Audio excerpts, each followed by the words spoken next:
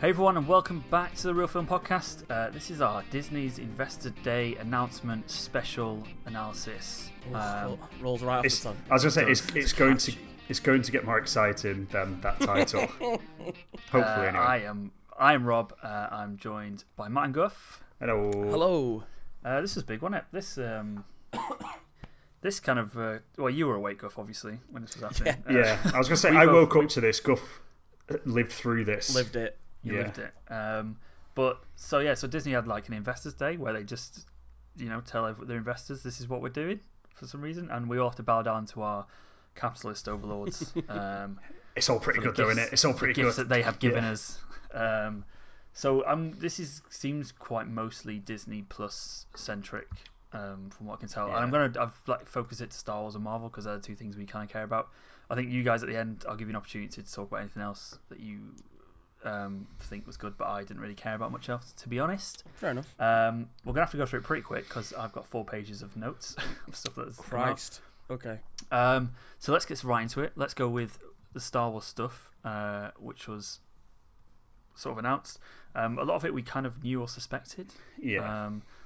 But the first one, I'm gonna go with Star Wars Andor, which is the Rogue One prequel around. Cassian Andor, which is played by Diego Luna, who's back, and Alan Tugit's also back as the robot that some people liked and some people didn't. It's a TV series. It's coming in 2022. Does anyone care?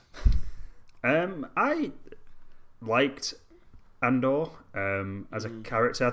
I think we said we must have done a podcast on it at the time.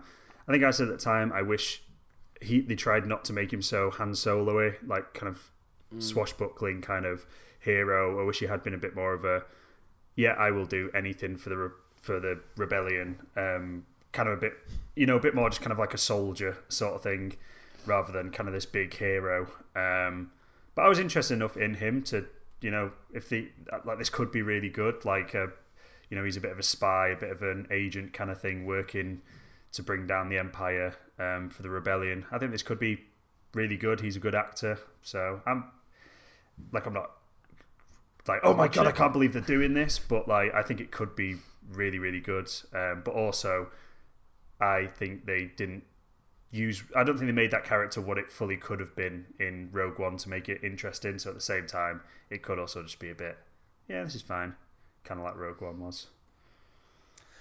See, like I've grown a bit more fond of like Rogue One since, but I wonder if that's almost part of the motivation of it. Is like, we could have done more with this character. Yeah, very true. So let's give him a prequel.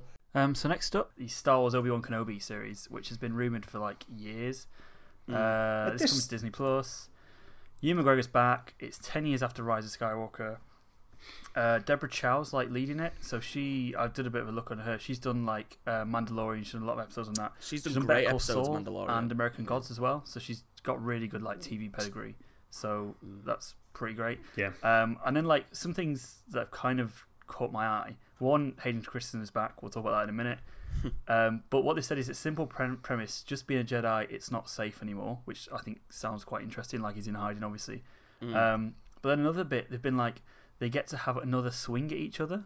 Yeah. Which like canonically seems, does that work? I'm not that's sure. my issue. That worries me quite a bit. So yeah, I'm excited for this.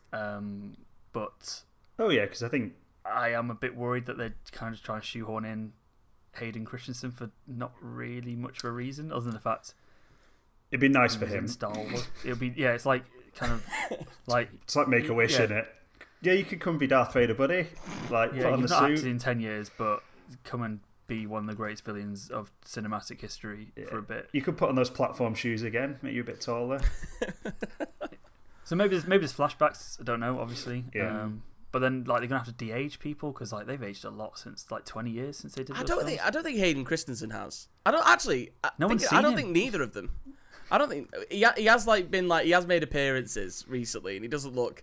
He looks a bit old around the eyes, but you could probably touch that up with makeup or de-age, whatever. Well, he's gonna have a helmet. Oh, you have to do flashbacks. I was like, he's gonna helmet on anyway. Doesn't matter what he looks like. Yeah. To be fair though, I don't think Ewan McGregor was made to look slightly older in Revenge of the Sith, so he's probably about the age Obi-Wan Kenobi probably will be. Supposed to be, yeah. 10 years younger than Alec Guinness in New Hope, apparently. That's it. Like, I rough think 10 years. I mean, living on Tatooine will do that to you. It's a sand. It's a sand, yeah. Anakin Anakin tried to warn us. He tried to warn us about the sand. Underneath this robot suit and this burnt skin, I'm as young as I've ever been. No sand inside for me. And look at you, old man. It's the sand. I told you. Sand delayed you. You literally burnt to a crisp. Yes. But it's not sand. No, I'm really excited about this. I'm trying to stay positive about it because I think, like I don't trust Kathleen Kennedy to save my life after the travesty that's been the big screen stuff. However, she doesn't seem to have an opinion on anything. She just seems to go by whatever she's read on Twitter or Reddit. Yeah, and then she kind of just 180 so quickly. I'm like, just have a vision and do it. Like stop pandering to everyone. Just do what you want. Like, and she's clearly capable because she's produced some of the biggest films in history. Yeah, with like Spielberg and Lucas and stuff in the past. Like, what? I don't understand why now she's like. I think maybe her name's a bit more in lights. I don't know. Yeah, I don't know if it's that fear as well in it of getting it wrong. Probably like you're on the biggest stage, getting it wrong, and probably harshly at the end of the day as well. She is a woman, and if it goes wrong on her watch, people will then the fanboys will be then. Do you know what I mean? Like that kind of fanboys historically can be quite misogynistic and horrible to women. Yeah. So she probably feels a big pressure to try and please the fans with whatever they want at that time, because probably subconsciously she's like, people will bring this back to me being a woman, and it'll be more horrible than if it was a man that was making these decisions and doing this, probably. I think it feels a bit maybe like self-fulfilling prophecy a little bit. Cause, is it Deborah Cho? Yeah, because of her past in TV and stuff like that, and the episodes of Mandalorian that she's done. I remember I can't remember specifically which ones, but I remembered seeing her name at the end of the credits and going, "That's a great episode." I think it'll be good. I think that's the thing as well. Like Hayden Christensen, I saw a comment of someone on Facebook or something say he'll probably try and bring his A game here. Because he might Robert Pattinson it, everyone said he's bad in Twilight and Harry Potter, and then he's come out with Harry Potter. To be fair, that's probably not his fault, but he's not the best. But then I'm really excited as well to see Ewan McGregor actually get to play the role, which has been well written and well directed. Because obviously, I mean, he's a great actor, and he's not good in those films because the role's just really poorly written. Yeah. Well, I think he's the only good thing in those films, but I think that's because he is the most competent person there. I think he is, but I think he's still not good by his standards. Yeah. Oh yeah, no, I would agree. Yeah. I think the Revenge of the Sith is one of those films that always makes me sad, because that climax, the emotional climax of Ewan McGregor being "You're my brother, Anakin," is so good, and it could have been so much more powerful if everything before it was better and done right. So I always have a bit of thing of just being what Ewan McGregor could have been, and this could have been, and stuff like that. So I'm excited to see him reprise the role, but then as we said earlier, that thing of going, it's a chance for him to clash swords again, really worries me, because that then just takes away from A New Hope when they do come face to face again, and because he specifically says last time we met, you were the student and I was the master. Yeah, exactly. Yeah. So if that line, maybe they'll just cut it out. Deal with George Lucas and just cut it out. Oh God. The Disney version. Stop retconning, Disney. Don't retcon anymore. Yeah. I mean, excited, but curious to see how they're going to do that. Yeah, because I'm curious about because the whole point of him being there is him lying low, isn't it, and not drawing attention to himself and all that, and just watching over Luke to make sure he doesn't, get ganked by anyone. So it's a bit well, what's he going to be doing then to not what's the story then? Where's the drama? Where's the conflict if he's kind of just lying low sort of thing? And how does Darth Vader come into that without ever finding Luke sort of thing? I'm really interested to see what happens with it. Yeah, and I'm optimistic and excited for it, but also I'm trying not to get hopes up too much for it, because it feels like it could end up being one of those things where you just sit there and go, "Oh, why have they done that?" Yeah. At the same time. Star Wars is it's just a mess in it. It doesn't really matter. You just pick the good bits and watch them. Yeah. That's the way I deal with Star Wars now. Next up, a TV series by Russian doll co-creator Leslie Headland, and it's a mystery thriller set in the final days of the High Republic era called The Acolyte, and that's all we know. which could be quite interesting. I've heard rumours. Oh, well, not rumours, but theories, sorry, I should say. People wonder if it's going to be Palpatine's origin and explore maybe him with like Darth Plagueis. I don't think that's a terrible idea. Like, again, we're not obviously going to get this like Ian McDiarmid in to play a young Palpatine. They probably will. Like, they'll CGI him. It'll be a CGI character.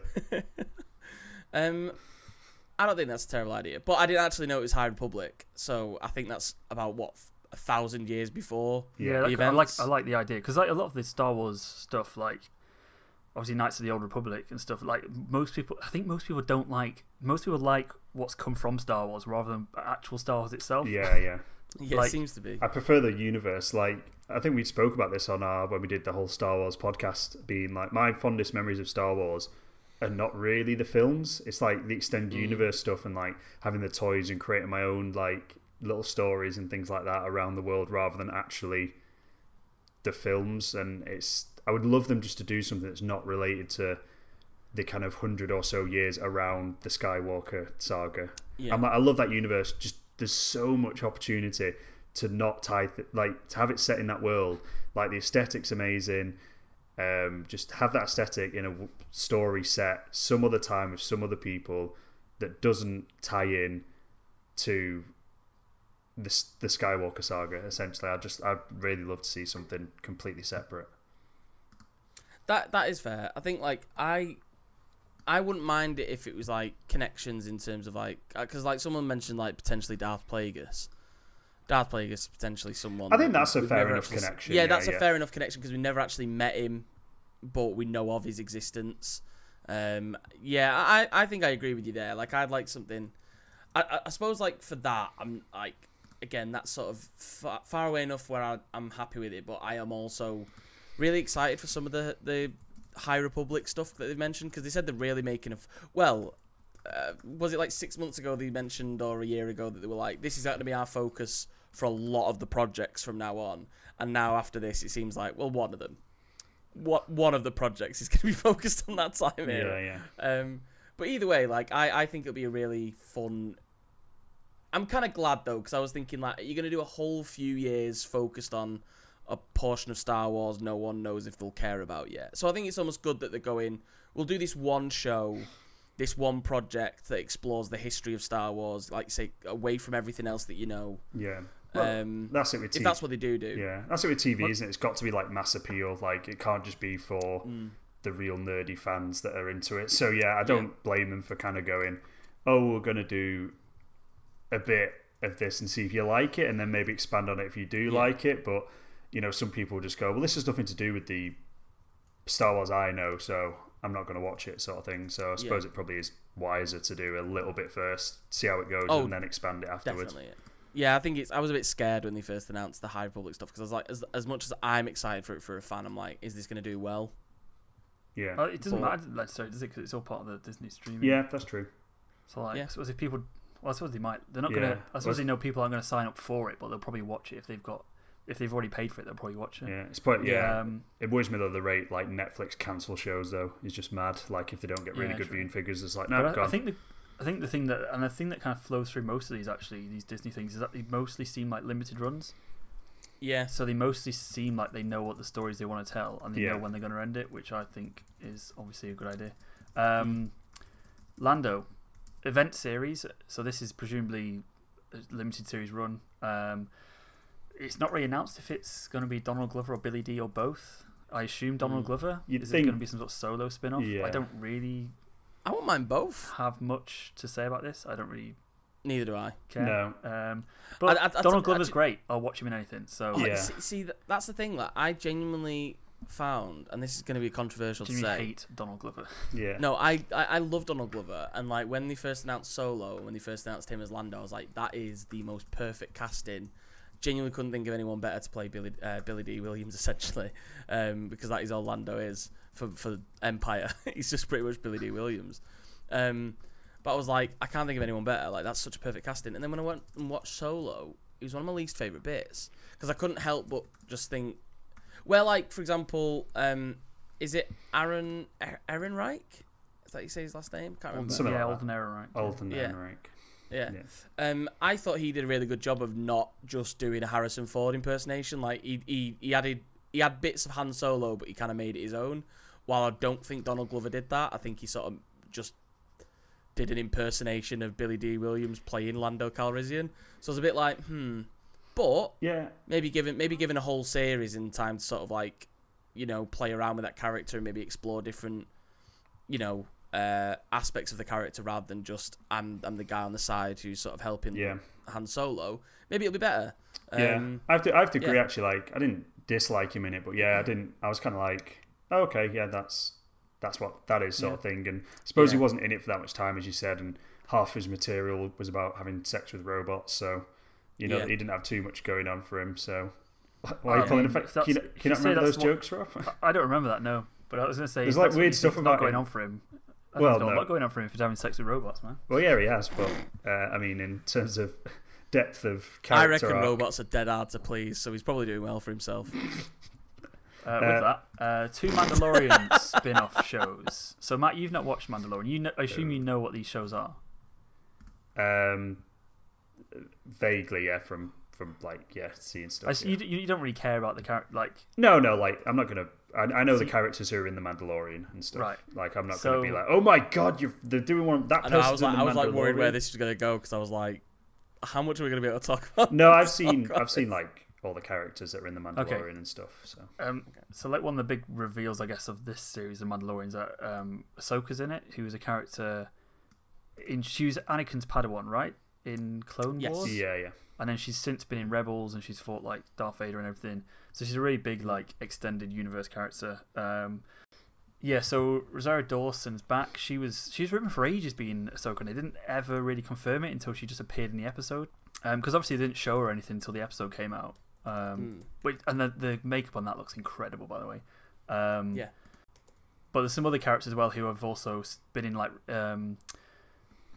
Star Wars sort of extended canon, which is probably where they're taking that story. So I'm really excited for that actually. Like more like some of my favorite games the kids were playing. There's like a Jedi game where you got to like play different Jedis, and then there's also the Jedi Academy one where you got to use different lightsabers and stuff. And I think she's not really like a strict Jedi, is she? So the kind of the more interesting side of Jedi might be sort of shown in that show, which I'm quite excited for. And then there's also the Rangers of the New Republic, which I think me and you, Guff, were saying the other day, like one of our favourite things about Mandalorian is like the ensemble kind of cast, which this is presumably going to focus on some of those other characters, which sounds pretty good to me. And then apparently Kathleen Kennedy said they're all going to kind of culminate in a climatic story event, which assumes they've got an endpoint for all these. So I guess they're going to be like those CW superhero film things where they all kind of like Flashpoint, where they all kind of tied in.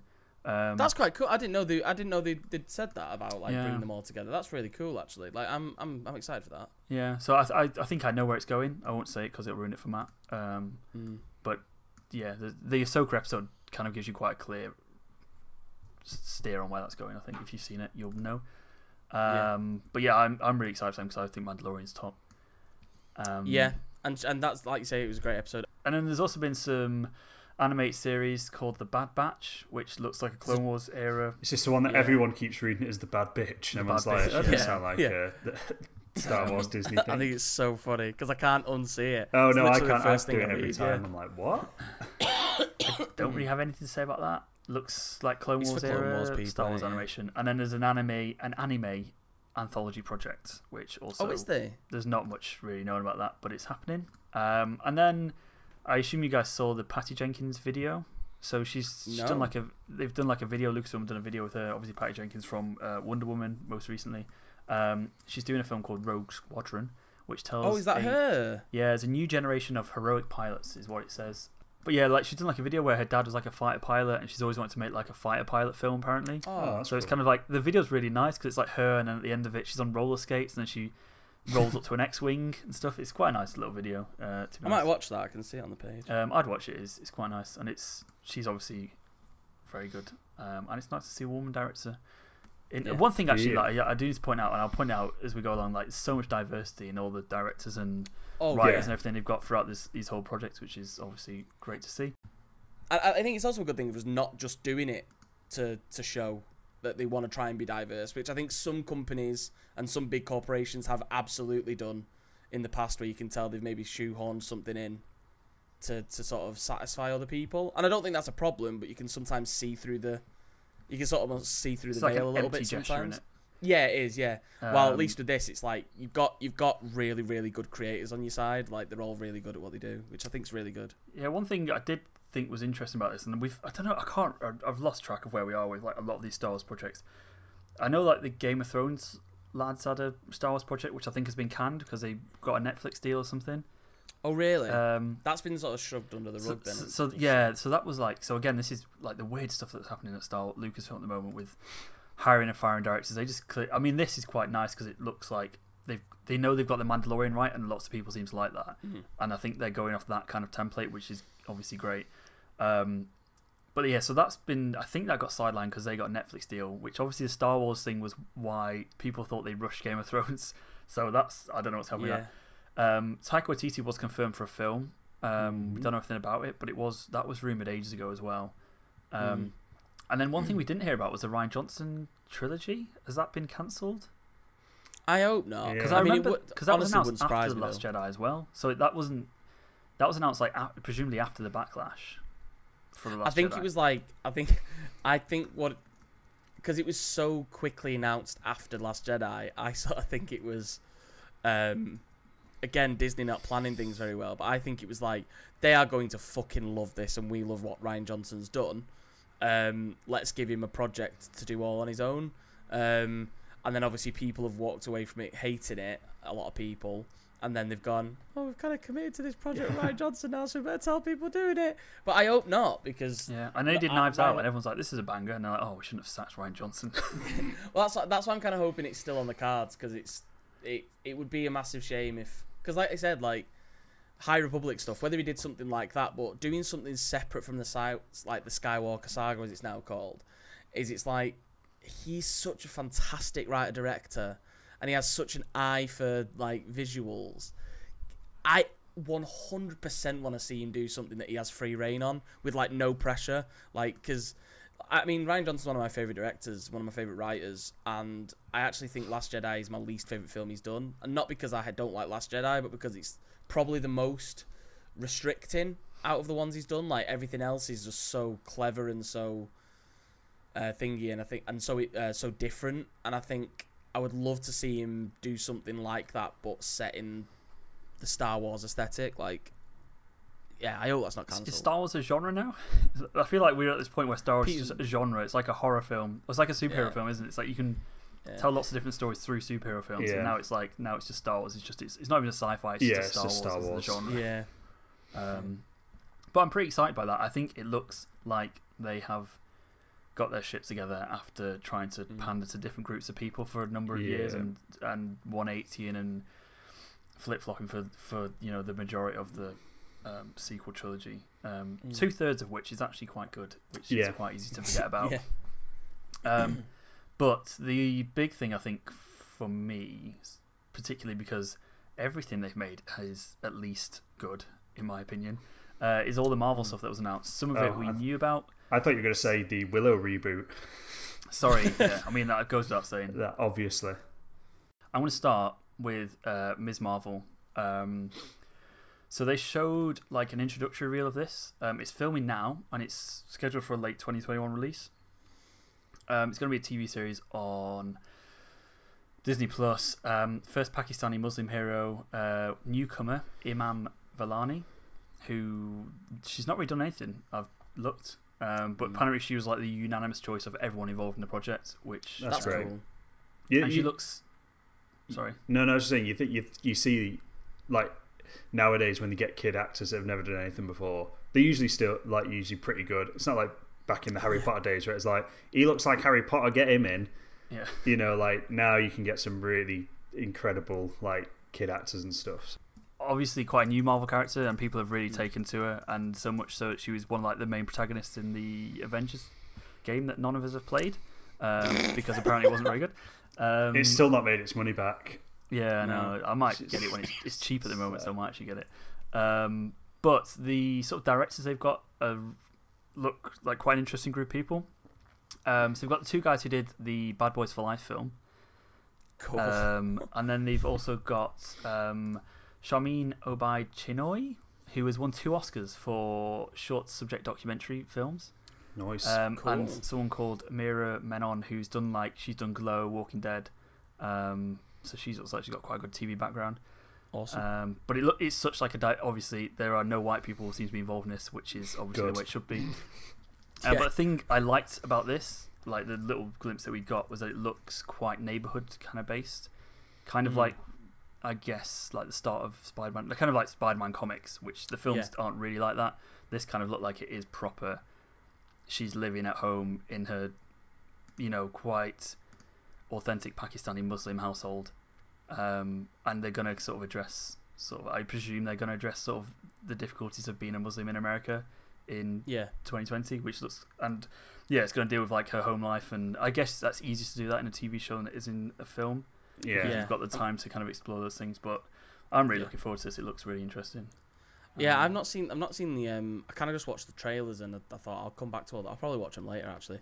I've not watched any of the sort of like extra bits, but I'm really excited because like I've not read any Ms. Marvel, but she's a character that I think she's been around for about 10 years, maybe a little bit longer, which in comic book time is like no time at all. But she seems to have really taken off. Like people absolutely love her. Like I've got a friend who like really reads like a lot of like Marvel comics, and he was like, it's one of the best comics he's enjoyed in years. Like he said, it's so refreshing, so nice. She's a really great character, really interesting character. So it's cool that she's getting her own series so quickly. This honestly, that's one of the things I'm looking forward to most about all the things they've got announced. Like just these little things. Like I really liked most of the Netflix and Marvel shows, just because a TV show gives you so much time to just explore characters and stuff. And I mean, I'll come back to that in a little bit. Maybe there's a little tease for one of those characters to appear in something else. But it was also confirmed that Kamala Khan, is going to appear in Captain Marvel 2 with Monica Rambeau. Monica Rambeau is also then in WandaVision, and Captain Marvel 2 is out in November 2022. So that's cool because obviously Ms. Marvel kind of idolizes Carol Danvers, so I assume that they're going to play into each other, obviously. So another TV series. Again, this has been kind of rumored for a while. It's going to be a Nick Fury centric series, and this is called Secret Invasion, which is really interesting because big on that. Obviously, when we all saw Spider-Man: Far From Home, those 2 like post-credit scenes, and one of them was the reveal that Nick Fury was not Nick Fury. In fact, he was Ben Mendelsohn's character in disguise as Nick Fury. So this is kind of quite interesting because the comic series is obviously the Skrulls are kind of the bad guys in the Secret Invasion thing, whereas in Captain Marvel they were set up as these refugees. They were the good guys in it who were trying to save. So it's going to be really interesting to see how that works out. And obviously, in the comic series, a number of superheroes were revealed to be these sleeper agents who were Skrulls in disguise. That would be mental if any of the Avengers were Skrulls. So it's Tony Stark was a Skrull along, and he's back, everyone. Don't, because I won't put it past them. So I'm quite interested to see whether they're just like a rogue group of Skrulls who are the bad guys, but it seems weird for them to set them up as these victims, these refugees in Captain Marvel, to then be like, oh no, they're bad, really. I don't know, but I'm interested about it. I'm surprised it's a TV show as well, not the next plot for the the way it was like set up, it kind of felt like it was going to be okay. This is where the phase whatever we're in now is going to lead to, but obviously maybe like not now. Like it's kind of like it's going to be dealt with in a TV series, and I suppose like with the slate of films that we've got coming up and the direction they seem to be taking with them and the directors that are on them, maybe they are just going to be more standalone for a little bit with kind of people bobbing in and out and being like, hi, it's me, Thor, hello, oh, okay, right, I'm off to my own film now, sort of thing, rather than it being everyone coming together for a big kind of finale film, I suppose, and then they're just exploring more of this stuff in the TV series, I suppose.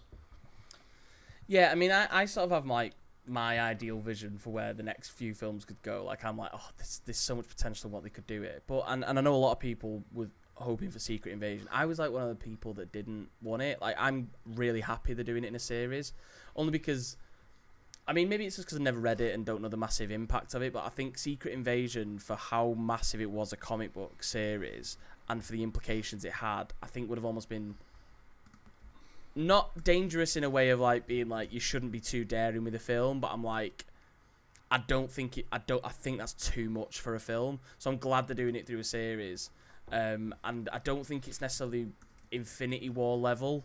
Like, so, you know, if you're gonna have another massive climactic sort of film at some point and build to it, I don't think it has that sustainability that Infinity War had. I think what you just said then, Matt, actually is perfect for it. But it's like, it's less, I suppose, less about Secret Invasion, but the idea that it seems like we're gonna get like, I mean, we talked about it briefly last night on stream, but the idea that we know a lot of these characters now, and it's dipping in and out. And one thing that again excites me a lot about Marvel's direction now is that it doesn't seem like it's necessarily building to something yet. Like, not obviously. Yeah. Like, it was obviously building to the Avengers, and then as soon as we saw Thanos, it was obviously building to Infinity Gauntlet, and it was like, we saw all this one now, especially with the Secret War invasion. No, that's not what it's called. Secret War is a whole different storyline. Secret Invasion is like teased as a series. It feels like, you know, where they're going to go next. And I'm excited for that unknown. And I'm more excited. And I think what really excites me is that, again, I sort of said that, like, I didn't think any, like, the Marvel films, as much as I knew I'd enjoy them probably because they're in great hands, I was like, I don't know if I'll be able to get as excited about these films anymore now that Endgame's over, because we had this big climactic event. Will they be able to sort of capture that magic again? And honestly, every announcement they've done, they have. Like, every single thing I've seen. And I think it's, again, the dedication to bringing characters out the woodwork that see these. Unlike, we're never going to see these characters on film or on TV. Marvel really are making a commitment to go in. If you like them, we'll show you to them. Like, we'll show you them. Like, and that links into some of the other people that maybe Rob will mention coming up. Let's go straight into Ironheart then. So even that's what I was leading to. Even newer characters. I mean, it's literally next on my list. It's like you've seen my running order, which he hasn't. That's not even a joke. I don't send it around. It's a secret. So Ironheart's Riri Williams. She's going to be played by Dominique Thorne, who was in. She's not done a lot, but she's in If Beale Street Could Talk. So I can't really remember who she's in that, but if Barry Jenkins is getting her in a film, she's probably quite good, to be honest. So she's like a teenage girl, kind of, who makes Iron Man-like armor. I'm not entirely sure on her backstory, to be honest. But she's created in 2015. But I'm all for this, and Guff probably knows more than I do. So I know a little bit more. I just know. I remember when she was announced. I think she ends up in the comics as a Iron Man's protege. So she ends up like, I don't know if she's like an intern or something at Stark Industries, but she ends up becoming a superhero of her own right. She becomes like, she's like in Young Avengers, I think, isn't she? Yeah. So she ends up becoming Ironheart, while she ends up taking, I can't remember if they called her Ironheart straight away, but she basically has a version of the original Iron Man armor, while Iron Man basically isn't Iron Man. I think he's sort of out of commission for a bit. Probably died for like a month, like they normally do in comics. But yeah, like she was in the original Iron Man, or as close to the original Iron Man suit, and then she's become like her own sort of Iron Man type hero in Ironheart. But what's really cool is the description they gave for this, which actually excites me a little bit, because it's, I think the description they gave is, and one of you might have it in front of you, but like, it's, to paraphrase, she makes the most advanced suit of armor since Tony Stark. Which I think is actually really fun, because it's like, are they going to go in a direction where she doesn't borrow from Tony Stark, and maybe similar to how like sort of Shuri develops stuff? Is it going to be of her own design? Is it going to be something that we see a bit more sort of personality with? Is it going to be not just a direct copy of Iron Man? And not to say Riri Williams is, but is it going to be something more individual? Because even the Ironheart costume she has now, like it's like pink, and it has a few like different bits and bobs on it that make it look not like a typical Iron Man armor, but like when you look at the mask and things like that, it's still Iron Man-esque. So I'm really curious to see how they're going to design that. Well, one thing I want to say, there's also the Don Cheadle War Machine series called Armor Wars, which, so that's, I think in the comics again, that's the sort of thing where they're trying to stop Tony Stark's armor falling into the wrong hands, and I wonder if that somehow plays into this. Yeah, will lead him. Although I have to say, Armor Wars is a terrible name for a TV series. It's awful. It sounds like, and I don't know if the typeface is like the thing that it reminds me of, like 90s G.I. Joe type cartoon, and I'm like, oh. I do hate some of the Marvel typefaces. That's my least favourite thing about the Marvel universe is some of the typefaces they use. I'm just like... To be fair, I'm looking at these. I'm like, I think when they first announced, I've noticed this as a trend, and I don't know if you have, but like with things like Secret Invasion, that's a god awful title for like a series, like typeface and stuff. But it's the exact one pretty much from the comic books. Yeah. So I think when they first announced stuff, they go, "Here's the logo you recognise from comics, so you know that we're making this thing. We'll change it later," which I kind of like. I think that's good. I think that's fair.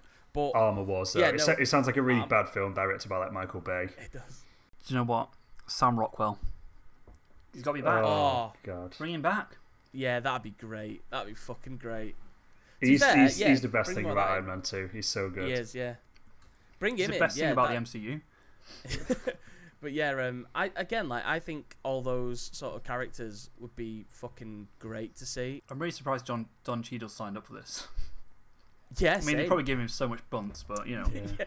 I think like, you know, people can go, "Oh, it's TV," but one of the things that we could see from all of these trailers that we'll probably get onto is these are high budget. These are the same budget of a film. These are like the special effects, the amount of money that's going into them. There's no cutting corners here. You're not looking at this going, this is good, but like if it was a film, it'd look better. It just looks like a Marvel film, but we're getting like 10 episodes of all of them and stuff like that. So, you know, they're probably showing him if any of them were a bit reluctant, going, "Do I really want to do some stuff on Disney Plus?"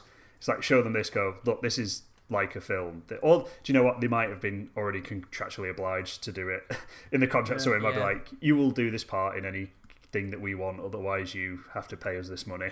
So very few people seem to regret it either. Like most people are like, "I love working with the guys at Marvel." From what you hear, anyway.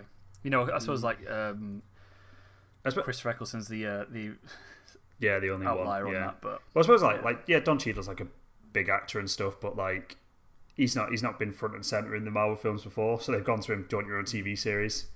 It is literally like is literally like that scene where he's like telling that story at the party, and he's like, "Boom." That's all I could think about when they announced this. That's literally all I could think about. There's literally 10 hours. They've literally said that 10 episodes of him just dropping a tank of people going, boom. If he doesn't drop a tank in this TV series, I'm fuming. But yeah, now he gets to literally you get to tell that story now. So it's like, yeah, cool, I'll go and do that. Okay, so how much do we think Vin Diesel's being paid to do Baby Groot? I bet too much, probably. Whatever it is, it's too much. You would though, wouldn't you? Let's be honest. Like, I know he's like, he wants to, like, you know, you can argue serious actor and whatever you want to say about Vin Diesel. But if someone's paying you to say like, "I am Groot," for probably too much money, you're not gonna say no, are you? It's like a day. It's like a day in the studio or something to just record some lines. Yeah. And then that's it. That's all it is. You would absolutely do that. No. Fair play. I think that sounds like a lot of fun. Yeah, because this is I Am Groot, a series of shorts about Groot, obviously. I think these could either be really funny little charming things or basically Minions. Like, you know, I don't think there's any in between. I think it's going to be like Minion-fied, or they're just going to be fun little things, like charming little things. I'm optimistic because I think the thing is, again, it's that whole thing mentioned. People like going, "What do you want and what do you really want?" Because it's like people will be happy to see Baby Groot in anything. However, you could still make it fun for everyone. While Minions feels like it's literally just, we're making this for kids and we have we don't care what anyone else thinks. Kids, we don't care if it's good. We don't care if it's for worthy of a story. For kids and middle-aged women that respect soldiers. Show some respect and put a poppy on your Minion. You know, that's. Oh god, if aliens could see us, they can. That's why they've not made contact. They're like, no way. Yeah, they're waiting to see how we handle the monoliths, and Christians tore them down, so they're like, maybe a few more thousand years. Yeah. No, yeah, I think I'm staying optimistic. I think they wouldn't have made it if it doesn't sound like a lot of fun. I don't. But I'm assuming that links in with the Guardians of the Galaxy holiday special. Whatever that's going to be. Good segue, Guff. So this is a Guardians of the Galaxy holiday special. James Gunn is writing and directing it. It's coming out holiday 2022. This is going to be mad, I think. Filming at the same time as Guardians of the Galaxy 3. He has confirmed that. He's confirmed that on they his basically Instagram, filming at the same time. They just want to get a bit more bunts out of like their free time, and they're just going to be sitting around, put Christmas jumpers on set, and just have a laugh. I don't really know what this is going to be, but I'm all for it. I'm all for whatever it's going to be. Like, I think it sounds like it's probably going to be wholesome as fuck. Because like the Guardians of the Galaxy have these surprisingly wholesome moments in the films. I think that's going to be a lovely wholesome experience. I hope it's just Chris Pratt and Chris Hemsworth doing that scene from the end of Endgame, where it's like, of course, just over and over again, but in Christmas jumpers. For an hour. Yeah, I'd watch that. That could be a lot of fun. We don't know much about it. Next on my list is the Falcon and the Winter Soldier trailer, which is the thing I'm looking forward to the most because the Winter Soldier is my favourite Marvel film, probably. We got a date. We got March 2021. I've written down big Winter Soldier vibes, which I'm buzzing with. And they don't really give a lot away about what's going on. We know Zemo's back in it, so Daniel Bruhl's back in it. Which is great. Love Daniel Bruhl. Which is great. He's great. One thing I did find interesting is that we don't see the shield. Really? Yeah. Well, you see it in the museum, don't you? It's kind of like, you know, you kind of get that thing at the end of Endgame where Cap gives him the shield and he's kind of like, it feels like it's not mine or whatever he says. And it is. It feels like someone else is like, it isn't. But I suppose like Joe Biden. Yeah. Great in that film. Yeah, it does. It looks exactly like Joe Biden. It's weird. It does actually. But like, I suppose you need more progression there of him accepting the shield and accepting the mantle than just him going, it's yours now, sort of thing. And it's a nice moment in Endgame, but for actual series, I wouldn't be surprised if he doesn't actually use the shield until like the last episode or something like that. I wouldn't be surprised. Yeah. I reckon that. I have a theory on it, which I think it'll be seized from him, like in a sort of polite-ish way, like as polite as the US government probably want to be. But from like, because we see like, there's a hint. Well, I think he was cast a bit ago, so I think we know he'll appear. But I think we see a shot of him running on to a football pitch and high-fiving someone dressed as in a Captain America suit. But he's confirmed to be a character called US Agent. Oh yeah. Who is sort of like an don't know if he'll be like the US government's answer to Captain America officially. Maybe like again like a sort of like public figure one where they're like, well, we can't use the Winter Soldier because he's known foremost as an assassin, even though we all know he's a hero. And Falcon isn't Captain America, and because he's a black guy. Yeah, he's it'd be interesting to see. He's a black guy, I think actually. Yeah. It will be interesting if they explore that. It could be a very like we were talking about before, Batman being a black guy, people aren't happy with it. No. I wonder if they will generally be like, we can't use you because people will backlash. I would like them. I'd like them to address it as a thing, and then obviously he still becomes Captain America, being like, I think is, make it gonna have this stigma against him, and people are gonna do it. But then that is pretty deep and dark for a Disney Plus. It's thing. A bit real, isn't it? Yeah, it's a bit kind of. I think it's a great opportunity to shine a light on it, but then I do also wonder if they're actually gonna do it because of how real it is. Yeah, like potentially it's probably a bit close to the bone for Disney, isn't it? I think I'm most excited about this one of them because not only I think I saw this before the Loki trailer, and there's that shot in the trailer of Falcon sort of being chased by like a helicopter, like a gunner helicopter, and like just the CGI on like the mountains and stuff like that, and the way it's shot looks so cinematic, and it just shows the budget they're throwing at this. And obviously WandaVision, sorry, I was going to just call it the Scarlet Witch thing there, but WandaVision, is that the first series we're getting? That's the first series. Yeah, that's coming January 15th, I think. Yeah, which I'm super excited for. But that looks so much more sort of smaller and more focused than it's not like we'll probably get some extravagant stuff in it, but not nearly as sort of. It's not like a espionage spies traveling the world type thing like Winter Soldier seems to be. Falcon and Winter Soldier, and it's like that's like the first time we're going, oh my god, they're really making this look like they're keeping the promise where they said it's going to be exactly like the Marvel films you see on screen, but on smaller screen. yeah, really excited. Yeah, I'm really excited to see more of Winter Soldier. I think he's quite underused. Yeah. In most films, like I think they do a really good job of making him and Steve have a really good connection without really showing much of it. Oh yeah, I think they do a really good job of that. But I would like, I mean, for example, the end of Endgame, they don't have a moment. Well, they clearly do, but it's clearly off camera. Yeah. And for whatever reason that is, I don't know. Maybe there's too many moments, but they decided to give that moment to Falcon instead. Yeah. So it would be really nice to see Winter Soldier have his own sort of. Because obviously half the time he's brainwashed as well, and then he's not really in Infinity War or Endgame. Yeah, so he feels like a massive character that's been there for a long time that hasn't really ever had anything to do. I'd like to know, I'm going to try and Google actually what his actual screen time is in the Marvel universe, because I bet it's pretty small. He's like one of those characters you say that feels like he has such a huge impact on so much of the universe, but probably actually isn't in it that much. There's one bit like in Civil War, like I rewatched it the other day, that always like, I think it's incredible when him and Cap are on the jet thing going to the that underground bunker thing, and he's and Cap says to him like, it wasn't you, Buck, like you were brainwashed, like it's not your fault, like you killed them and stuff, and he's like, I know, but I still did it. Do you know what I mean? It's like, it's such a good bit of acting from Sebastian Stan. I can't wait to see like more of him and everything, but not Steve. No. But we don't officially know what the world thinks, because like we get a hint of like maybe the world thinks he's dead because Spider-Man thinks he's dead, because like he had that like R.I.P. montage in Far From Home, where like he's included at the beginning of his like weird iMovie montage. But I need to watch Far From Home. Yeah. But that's it. It's like it'd be cool to see like what the official story is on what happened to Steve. Like, did he like die shortly after, or like is he still in that world? I'm assuming he is. I think you'd say, is he still on that bench? He's just sat there. Is he still on the bench?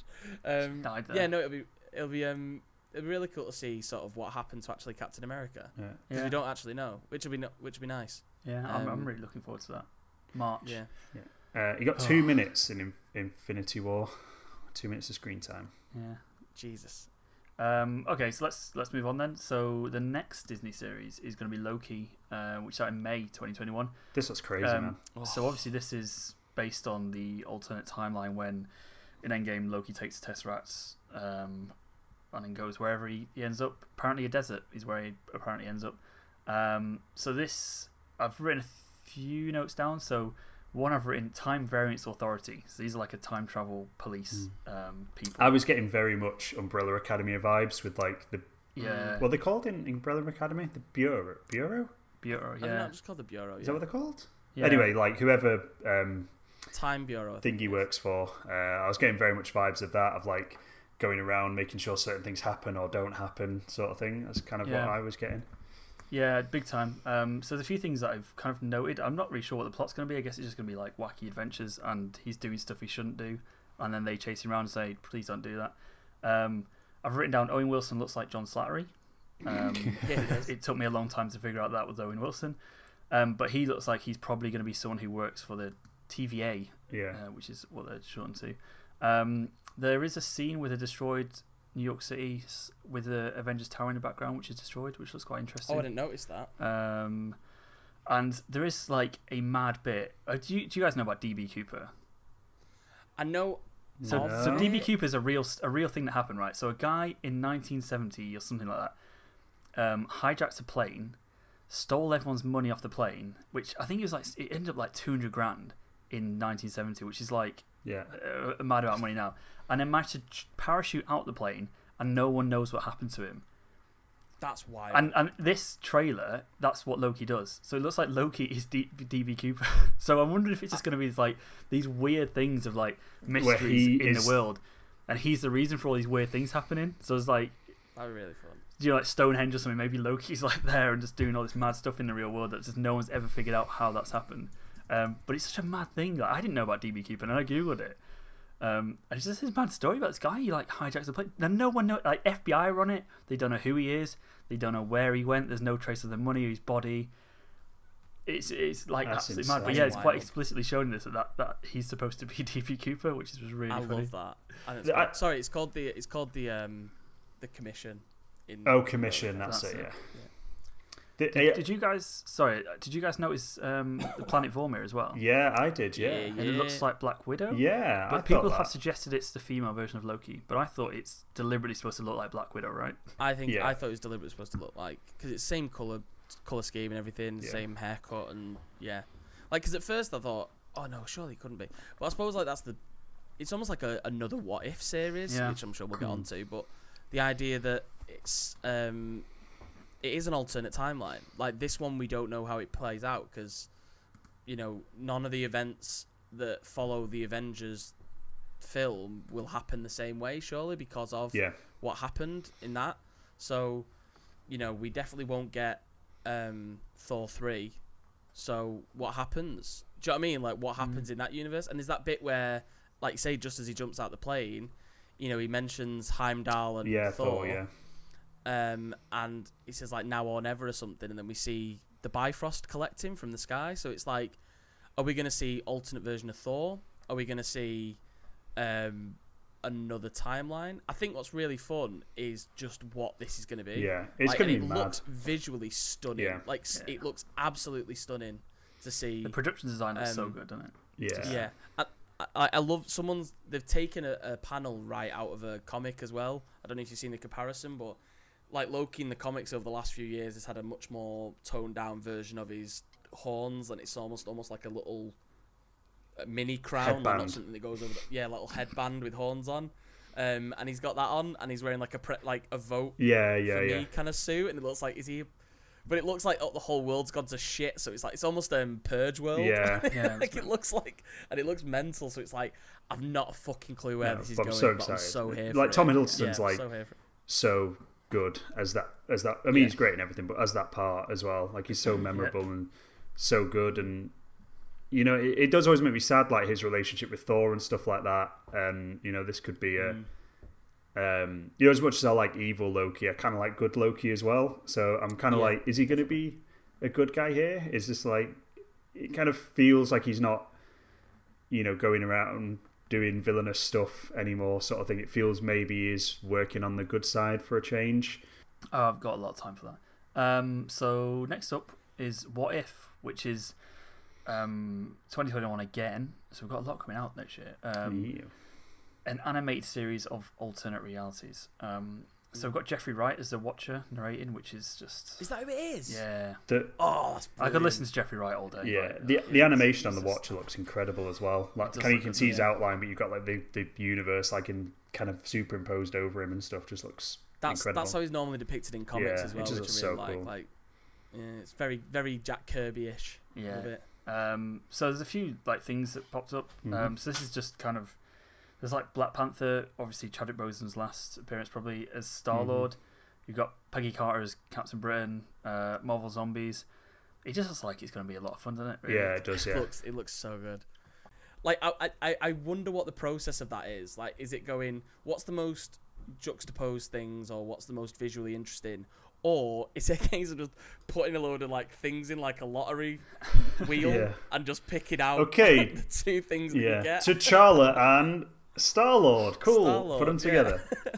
Yeah, I think again, like the Marvel and the visual style of it. Like, I thought it was going to be a lot more sort of 2D animation, but it's like that mix of 3D animation with like sort of like traditional sort of comic book styling. I think it looks great, because I think sometimes when you get like animated series that lean more towards CG, they often look shite. Yeah. And that's not necessarily because they don't have the technology, but it's sometimes because of the art style they go with. But they've nailed this. Yeah. I think it looks stunning. Like, it's going to be such a visually pleasing film. Yeah, I'm really excited to see how they like set the episodes up, like being like, here's this shot you remember from this film, and then like, okay, so you get this stuff where it's like shot for shot the same but slightly different, or then goes into something different. And I don't, because has it been confirmed how this series works? Is it like each episode is just literally like, here's a one-off thing, here's a one-off thing, here's a one-off thing, in terms of like the watchers here talking to us as an audience going, look at this stuff? Or is it like a Doctor Strange kind of thing, because he's in there kind of quite a lot? Like, is it about him being with the Watcher and for some reason going into these different timelines and stuff, or just watching these different timelines? Like, I'm kind of curious. I'm really curious to see if it is just one-off episodes, or if there is an arc, or is it the Watcher just telling us a story, or is it Doctor Strange kind of seeing it all in some way, even if it is standalone episodes and stuff? Like, I'm really curious. Is it? I've only watched the trailer once, but like, is it Doctor Strange who meets? I'm assuming it's Uatu, who's like the main Watcher, but like, is it him that meets the Watcher? I don't think you see him. Or is it Nick Fury? I don't know. It kind of feels like you never really see them together, but they're kind of talking over each other. So it's kind of a bit like, who's talking? Who they're talking to here? Is it to the audience? Is it to this character? Is it? I think it's going in a number of directions. It is endless possibilities. Yeah. It means anything is possible without, but also again at a safe distance of like, if there's a reason why we're in this multiverse and it doesn't necessarily, we can see something really cool, really interesting, but it doesn't have to have dramatic effects on. If it goes wrong, if something goes wrong, it doesn't necessarily have to have a dramatic effect on the rest of the universe, which I think is really fun. But I didn't even realize until all these things came out that I was like, they're really focusing on multiverse, which is really fun. There's a shot here of T'Challa and what looks like Howard the Duck as well, so that's fun. Yes! Great. Get in! Love Howard the Duck. More Howard the Duck!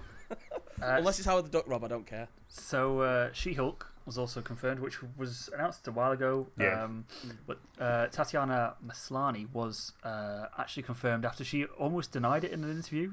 So she was like, "Oh really?" It was rumored for ages. No, I'm not playing. I'm not playing She-Hulk. I'm not allowed to say I'm in this, so no. But people know from Orphan Black.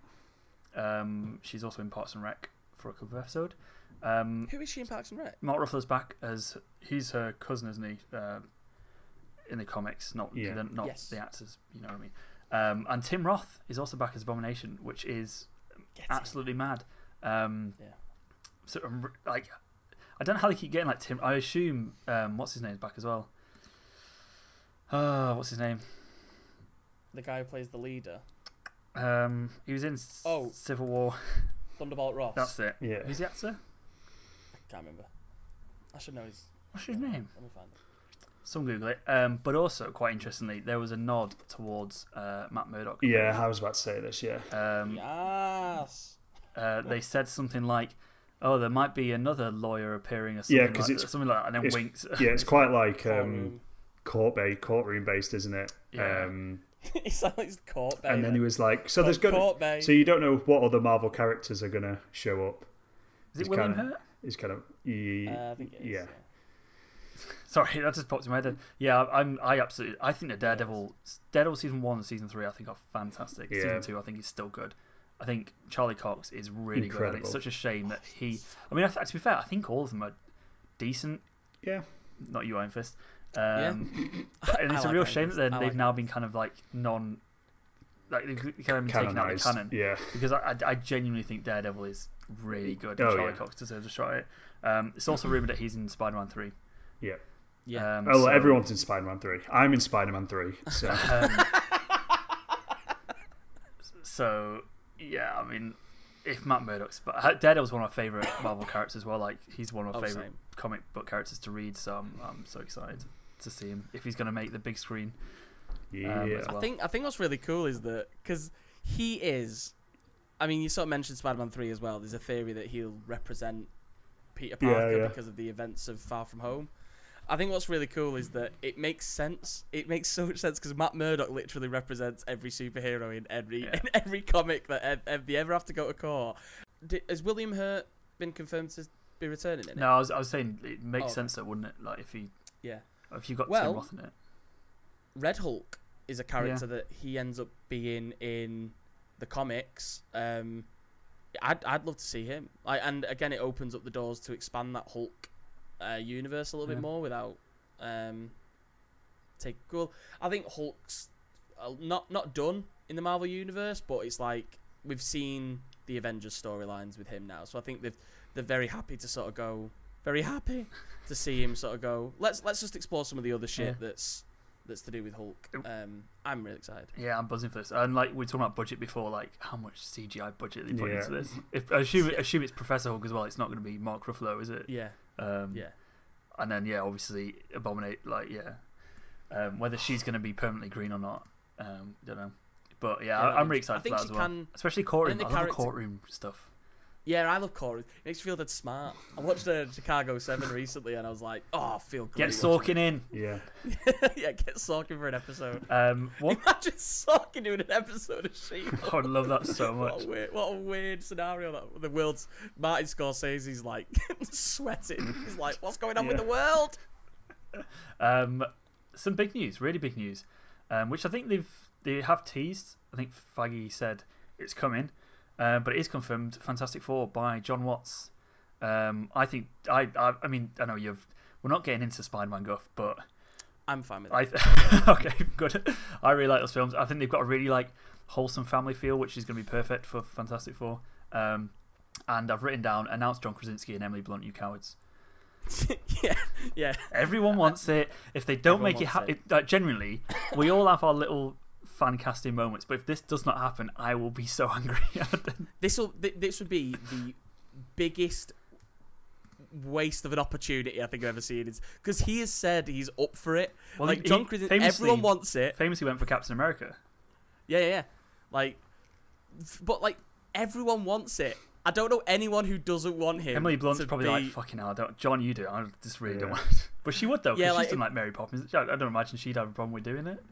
Yeah, and and maybe it is just like that sort of thing. It's like, well, they're married in real life, so maybe it's just quite nice to have it. But it's like, it's not just that. It's like they're both very good actors, and I genuinely think, like Emily Blunt, and I was thinking about this with like Looper, because I was thinking like I've thought so much about how much I want John Krasinski as like Mr. Fantastic. I've like thought less about how much I want Emily Blunt as Sue Storm. But I was thinking about it the other day, and I was thinking she's perfect for Sue Storm, because like Sue Storm is like an underrated character in the comics, where she's like not only this really kind, loving person, she, ends up being a mother. She's a mother for majority of the last almost 30, 40 years in the comics, but like, she's this loving, mother, wife, scientist. She's incredibly smart. She's also a fucking badass. And like, I was thinking back to Looper, where she plays all those things. Like, she's this like caring, loving mother who is obviously probably a lot more angry than Sue Storm would be, but like she's fierce and she's like powerful. And it's like the same in Quiet Place. She's this like fierce, loving mother who's like also quite kind, and it's like she's great at playing that role. Make her Sue Storm. Yeah, you cowards. If you don't do it, you're a bunch of cowards. But there's so much around it that it feels like it has to happen. Yeah, because it's just too perfect. It would be such a fuck you. I'll take it as a personal fuck you if they don't do it. I've just started watching Jack Ryan on Amazon Prime purely because John Krasinski's in it. It's good. It's all right. Well, the first series is really good. I think the second isn't as good, but it's a good series, good TV show. John Krasinski, and he's great in it. Yeah, he's great. Yeah, I love him. I want to say, because I was going to ask about fan castings, like who would we cast as the other two? Zac Efron as... I was going to say Zac Efron as Human Torch, absolutely. Or the guy who plays Billy in Stranger Things, a lot of people have attached to it. Like the bully one. I can see that. Oh, he has a mullet though, I can't get past that. Sorry. Well, he won't have a mullet in that, will he? Yeah, but once you've got a mullet, you've always got a mullet in my head. Always got a mullet. But a mullet made of fire would look dope. Pretty cool, to be fair. But no, I was going to say... There's apparently a little hint, and I don't know if it is an actual hint in Spider-Man Homecoming, Far From Home, but people have pointed it out recently, which I think if it has been planned this far that John Watts will direct Fantastic Four, it is actually really interesting, because there's a shot when he's flying through New York towards the end and he's got Zendaya in his arms. There's a shot of like where the Avengers Tower was, and like there's a sort of a fenced off banner aside, like you kind of see on building sites. And it has one. It looks like almost like a cycle lane, so it looks like an advertisement for just where to walk. But it has like 1, 2, 3, and then it has an arrow, and it says what comes next, and it's like where number 4 would be. It's a question mark, and people have gone like, is that like a tease to John Watts saying that he'll do the Fantastic Four? Also, people have suggested that was going to be the Baxter Building. Like people are building the Baxter Building and the Fantastic Four I remember Tower. seeing that at the time, yeah. So it does make sense. The big theory has been, would that area be Baxter Building or Osborn which one. Like they're the only two buildings in the Marvel universe. So apart from the Avengers Tower, so everyone's been sort of. But I think if that's genuinely it, like I love the idea that like Marvel keep hiding these Easter eggs and maybe that's just people looking where there is no clues. But I do think it's quite fun to speculate still. That is quite a weirdly specific thing to put in. Yeah, if it's not true. Yeah. I mean, I guess they plan his years ahead. Yeah. But I think you're right about John. Like, as much as I have to say about like Spider-Man, I think he absolutely nails like family fun, wholesome vibes, and like I think there's again like the fact that he's almost gone like 80s route, and like the fact that the Fantastic Four are quite typically quite a nuclear family. It'd be interesting to see if they sort of adapt some of those in like those sort of like wholesome family themes in that. Yeah, I think he's a great choice for it. Until I hate it. Like I did Far From Home. No, I'm kidding. Until John Krasinski's not in it, I'm all on. Yeah. Get me out. Kind of which might play a part in this is Ant-Man 3, which has been confirmed for a while. Peyton Reed's back. The cast, everyone's back. It's called Quantum Mania, which is a bad name. You know, it's second only to Doctor Strange and the Multiverse of Madness, whatever the fuck's that called in terms of Marvel titles. Kang the Conqueror is the villain. He's obviously a descendant of Reed Richards, so that could be interesting to see if they play out. Is he? Or not. Yeah. I never knew that in the story. So it's like a time travel sort of thing. I know he's a time traveler. I didn't know he's actually a descendant of Reed Richards. That's really cool. So that could play in somehow. It's weird how Ant-Man are these little standalone films that no one pays much attention to. That even though they're great, they are great as well. I love them. I mean, Kang the Conqueror is massive as well. He was like. Yeah, I was going to say, it takes a special film to make a joke about car wash protocol, and it lands. Yeah, and close-up magic. Close-up magic, what a great joke. Randall Park, come on, lads, those films, peak Marvel, top tier Marvel. Randall Park back in WandaVision. Oh yeah. He's back in that. Yes. Yeah, Randall. Jonathan Majors from Lovecraft Country and Defy Bloods is Kang the Conqueror. Cool. When they announced that, I was so fucking excited because like I've not seen Defy Bloods, but I've seen Lovecraft Country, and he's great in that. He's so good. Funnily enough, I was watching it like I think like a couple of days before he was announced. I was like watching Lovecraft Country, and I'll put it out there: he is an Adonis. He is such a good-looking man, and he's so in shape. I was like, he needs to be in a superhero film. Like he's like built for it. Like. He's got such like leading man, you know, power like from that series. I think it's triceps. Then he's got such triceps. Those abs. No, he's got fucking great arms. But like, but no, like I was thinking like he has to be in a superhero film soon. Like because this series is already blowing up in such a massive way. He's got to be in it soon. It wouldn't surprise me. And then literally a few days later, it's like Kang the Conqueror. I was like, like again because he's like the protagonist in that. It'll be really cool to see him as an antagonist, and like, I think Kang the Conqueror is actually almost a sympathetic villain at times because he's a bit about law and order, and he's a bit like it's more about I think he ends up like conquering a lot of the time, but he is quite a lot about like time travel, staying as time travel, while people end up in the Marvel universe often fucking with it. So that's sort of like what I think he's a bit like. I've only really read one major comic with him involved, so I don't really know much about him, but I know he was a lot a lot of people's picks for like the next big Thanos. It'd be quite interesting as well, given Endgame was time travel, if he's got like beef with that. Stop time traveling.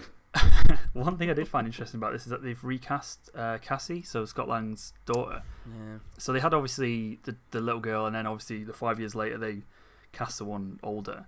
But they've recast the person they put in Endgame, which that's weird. For me, feels like they haven't planned very well ahead. Yeah. But it also, to me, suggests that she might have a bigger role if they specifically now pick someone else. Because there was nothing up with her in Endgame, was there? So, but maybe like if she's going to do a bigger role, maybe you kind of like, oh, this needs more scope now than. Yeah, I brought it up just to basically, is she going to be donning a suit, joining the team? If they've decided to pick someone out, is she going to be a new superhero, maybe for the Young Avengers? Yeah, you'd probably think so if they've gone to the effort of going, we need to recast this. But then you don't know what goes on behind the scenes. Maybe the other person. Yeah, I hate working with Paul Rudd. He's a fucking nightmare. Maybe, no chance. No, but you don't know, do you? Like, close-up magic all the fucking time. You can always speculate things and be like, oh, they recast because of these reasons, but I am speculating. It might have just been nothing.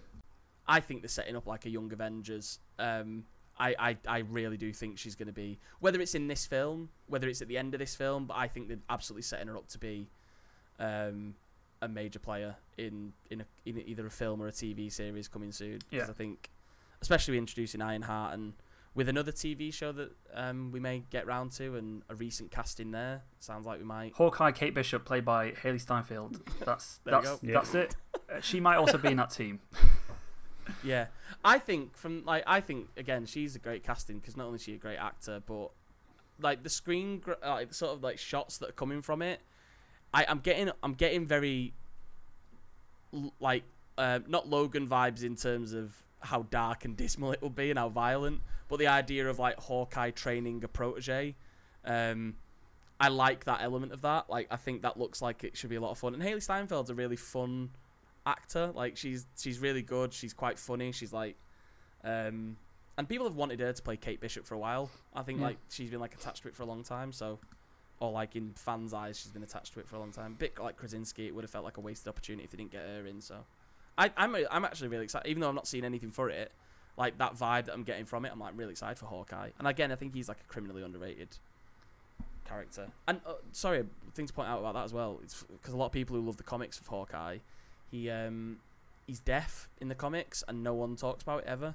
But like a lot of characters seem to ignore it. He has like a hearing aid, but like very few characters seem to acknowledge the fact that he's deaf. And someone spotted that he's wearing like a hearing aid in this, so whether he ends up like getting, whether that's part of the reason why he ends up training someone else because he's maybe not as like, maybe he's like going deaf, or maybe he has an accident that caused him to go deaf and he's maybe not as good as he was.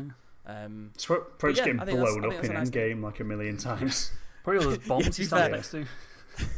To be fair, he was chased down by a load of probably very loud rabid dog aliens in what was essentially his blown up house. Yeah. So yeah, probably makes sense. There's also rumours that Florence Pugh might be in that series, but I've seen those rumours. Not confirmed.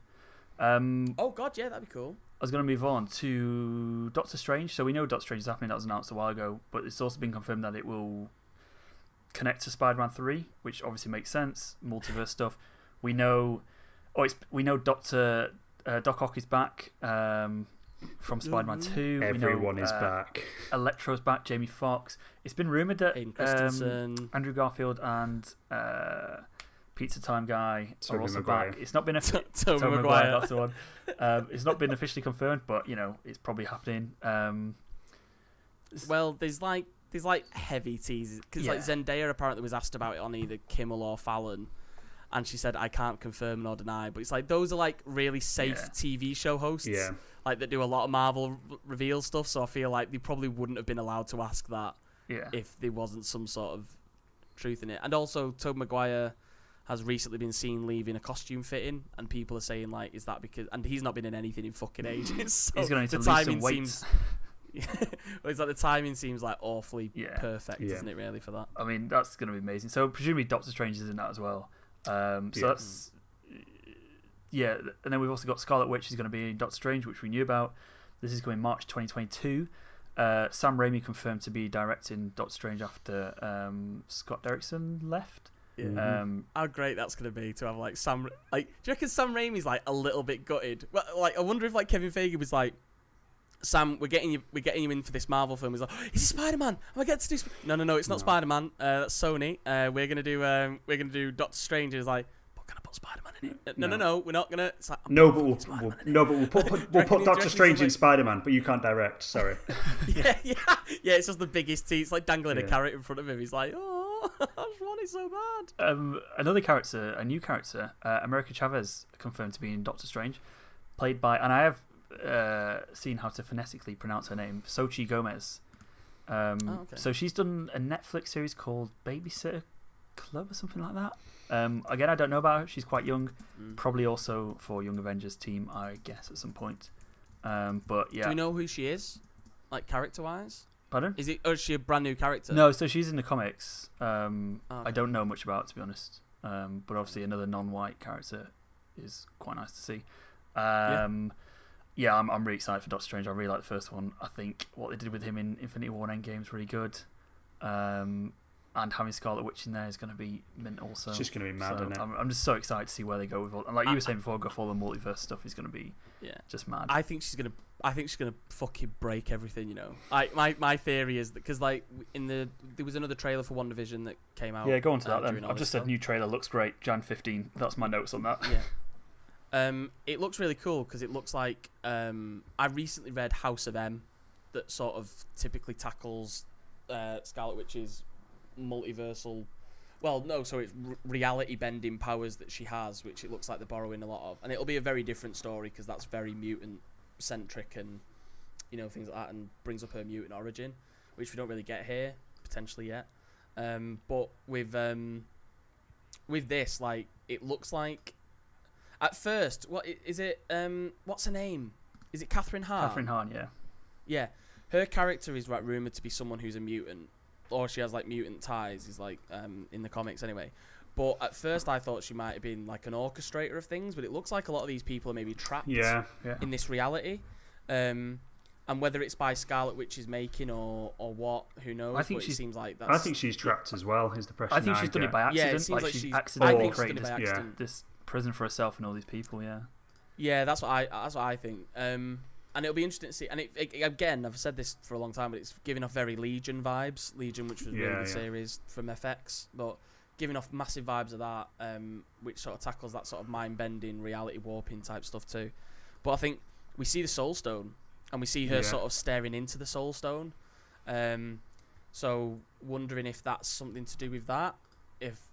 Because in the comics, the Soul Stone has the ability to actually suck souls into almost like a different universe. So whether it's exploring that a little bit, whether she thinks it'll help her get Vision back, be interesting to see. But I think she's going to go, because basically what happens in the House of M storyline, if anyone doesn't know, is she goes mad, creates an alternate reality, and a lot of like the Avengers and X-Men are given their ideal lives.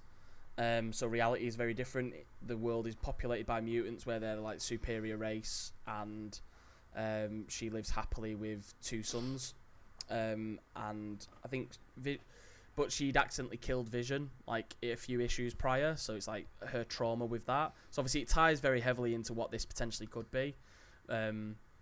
But I think the idea that she just fucking breaks the universe will be really fun, because it seems like the films thereafter are Doctor Strange and Spider-Man 3, which seem to have those connections. So if that's the way they go, fucking sign me up. Yes, please, Kevin. Yeah. Inject it into my veins, Feige. Okay, so one bit of casting that's also been rumoured for a while, Christian Bale is in Thor 4, which seems just mad. Like, how they got him to do this. I know they got him to see Batman, but Batman's like, the and it was big Nolan. Actors. Yeah, exactly. And actors don't seem to care about. They don't seem to class him as a superhero character. But he's playing Gore the God Butcher. So I actually read this storyline when it came out. It's written by Jason Aaron in 2013. So it's a relatively new character. I've heard it's a great run. It's a really good run. To be honest, I can't remember it, but I can remember it being really good. And I really like Jason Aaron. So that's going to be a lot of fun. Seeing what accent he's going to do. It's going to be an interesting one, isn't it? What my question is, do we think that he's going to go do his classic and do full transformation into an alien? That's what I want to know. Body transformation, Bale. Is he gonna morph into an alien? Yeah, has anyone seen him recently? Role yet? Yeah, he's gone full alien. Never go full alien. He's just sleeping in like goo. He's got a pod. He's got like, those little alien pods you used to get at like corner shops that used to have babies. He's poured them all over him. He's like, I bet his house looks mad. But yeah, no, well, I'm interested to see where they go, because obviously Taika Waititi's returning. I think everyone, until it was confirmed Gore the God Butcher, I was a bit like, oh, it's going to be another comedy, but Christian Bale doesn't seem like the most comedic dude in the world, so who's he going to play? It does seem kind of weirdly, like, he seems quite a brutal, straight character. Yeah. Like, whether he's going to be like, he's going to be straight and the joke, so like, kind of like, almost like Drax. That's what I'm wondering. Yeah, I was going to say like that, or like Lee Pace in Guardians, you're trying to be this like really intimidating, anonymous thing, and then it's kind of like the others are making jokes around him about how just serious he is.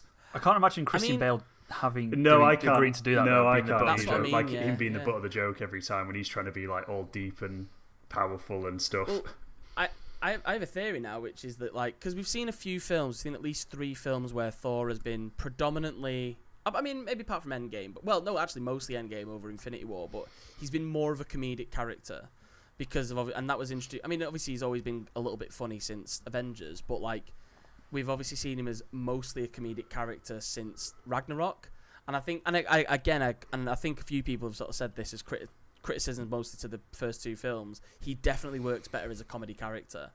But that being said, I think it'd be really interesting to see almost the idea of them trying to return to this more comedy world, and Gore the God Butcher is like the one that tears it down.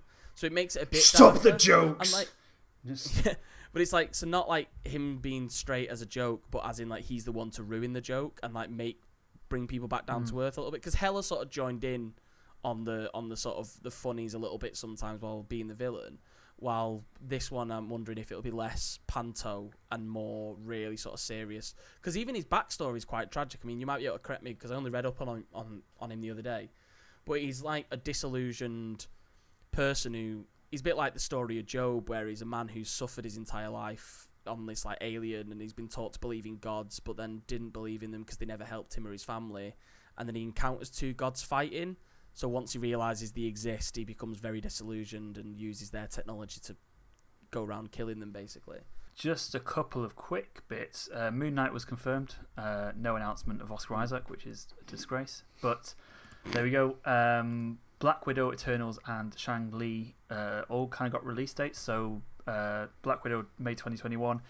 Eternals, July 2021, which we've not seen anything for, which seems a bit mad if that's coming out in 8 months. And Shang-Li, November 2021. So cool. Very excited for Shang-Li. Big stuff coming next year, which we've not. She's all kind. I mean, Black Widow obviously should have been out this year, but the other 2, like that's almost a year delay, isn't it, for them? Because wasn't it April that it was supposed to come out? Yeah, just after the pandemic started. So yeah, really excited for those 2 because they're just. I mean, a lot of this is just so new, which is what's really exciting me. And also, Kevin Feige confirmed that they're not going to recast Black Panther, which I think we'll all agree is 100% the right thing to do. There was no part of me that was thinking they were going to recast him. No. Same. Kevin Feige, obviously. I think they almost said as well at the beginning. Like, I think it was just never officially confirmed, but I think it was sort of like it sort of leaked out that they are absolutely thinking, no way, they will no way do that. There'll be no chance to do that. No. So. But yeah, I think that's sort of in pre-production now. They're still doing that, and they also said that Blade they're still kind of working on the script for that and stuff. So a lot, cool. Very excited. A lot of good stuff going on. Yeah. And it all starts next month, and I think that's probably it, isn't it? There are a bunch of other good stuff, probably different Disney, but we have spoken for long enough, and you can get better analysis from that probably somewhere else. Yeah, that's it. You guys done? You happy? Yeah, I think so. 2021's gonna be good. We'll probably revisit a lot of these as they come out and we find out more. Yeah. We'll probably end up talking about them on the future podcasts more. But yeah. Yeah, I'm. It's not. I mean, no, we did DC Fandom, great name, and we were quite excited by that. Like the direction they're going. Then I've seen this, I'm like, oh, okay, Disney's still, and Marvel's still so far ahead in my eyes. Like what they're doing. It's like they've taken lessons from the CW again and been like, we'll do the CW shows, but we'll actually make them just good, like quality, not teen dramas. Yeah, which is quite nice. Yeah, absolutely. Yeah. But yeah, that's it. Thank you everyone for listening. You can find us pretty much everywhere: Twitter, Facebook. We're on Twitch. We do a lot of streams on Twitch. This podcast is available on this platform you're listening to right now, but also other platforms such as Apple, Google, all those ones. We'll probably be back for an end of year one. I'd quite like to do an end of year podcast, even though nothing's happened. We will be back for some Christmas specials too. Yep. So stay tuned for them. And thanks for listening. We'll see you next time. Bye. Bye.